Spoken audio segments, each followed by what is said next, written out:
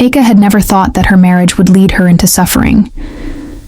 When she married Topik, she truly believed that love would be enough to build a happy home. But life had different plans for her. At first, everything seemed fine. Topik was a kind and loving husband. His mother, Rihanna, appeared to accept her as a daughter-in-law, at least on the surface. Eka did everything a good wife should do. She cooked, cleaned, and cared for the house. She respected her mother-in-law, even when Rihanna sometimes treated her coldly. She thought that with time, everything would fall into place. But she was wrong. Signs of a nightmare. Slowly, Rihanna started showing her true nature. "You don't know how to cook properly. When I was young, I could prepare a full meal in half the time," she often complained. At first, Eka tried to brush it off, thinking it was just part of adjusting to married life. But then, it got worse. "Why is the electricity bill so high?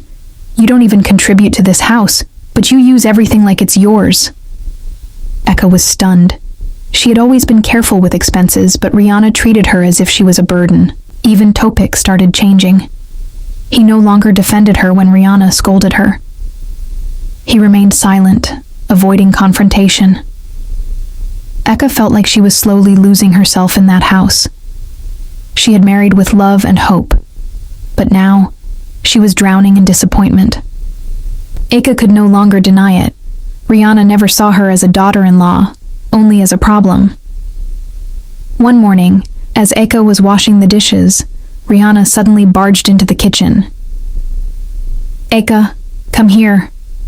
Eka quickly dried her hands and walked over. "Yes, Mom?" Rihanna threw a piece of cloth at her. "Clean the floor. I spilled something earlier. And make sure you do it properly this time." Eka was taken aback. She had already cleaned the house that morning. "I just mopped the floor, Mom. Maybe we can—" "Are you talking back to me?" Rihanna's voice rose. "This is my house. If you don't like it, then leave." Eka swallowed hard. She turned to Topik, who was sitting in the living room, pretending not to hear anything. Her heart ached. Why wasn't he saying anything? Wasn't he supposed to protect her? But deep down, she already knew the answer.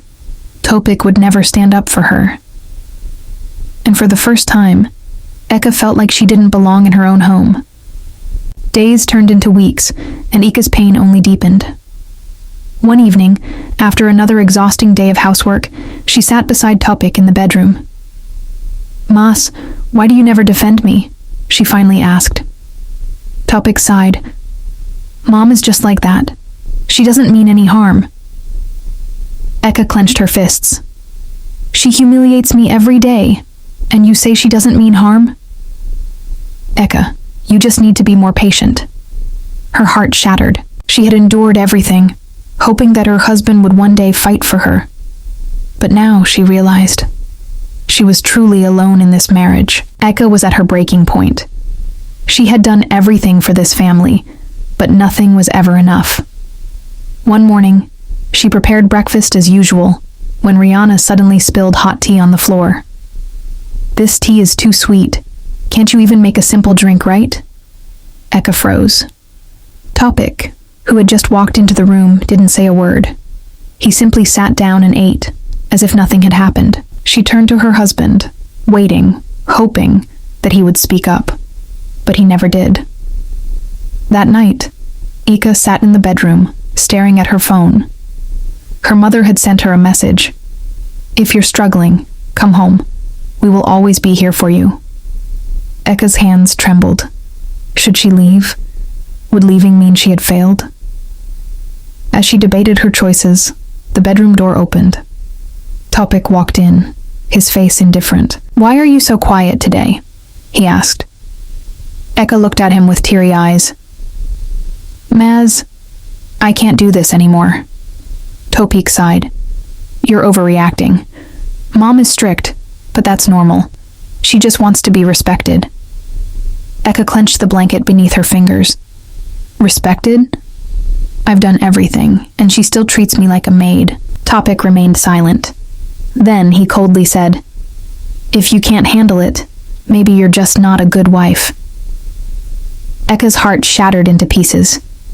In that moment, she knew. Topik would never choose her. The next morning, Eka moved like a ghost, doing her chores without emotion. She no longer reacted when Rihanna insulted her. She no longer waited for Topik to defend her. That night, while washing dishes, Rihanna entered the kitchen. "Eka, get me some water." Eka quickly poured a glass and handed it over. But the moment Rihanna grabbed it, she pushed it away. Crash! The glass shattered on the floor. "Are you stupid? I wanted warm water, not cold," Rihanna yelled. Eka inhaled sharply. Her hands shook. For so long she had stayed silent. But now, she turned to Rihanna, her eyes burning with unshed tears. "Mom, I've been patient. I've tried everything. But if I'm only seen as a servant in this house, then I'd rather leave." Rihanna was shocked. "What do you mean? Are you leaving your husband?" Eka turned to Topik, searching for any sign of concern. But he merely shrugged. "If you can't handle it, then go. I won't stop you." That was the final straw. Without another word, Eka walked to the bedroom, grabbed her small suitcase, and left.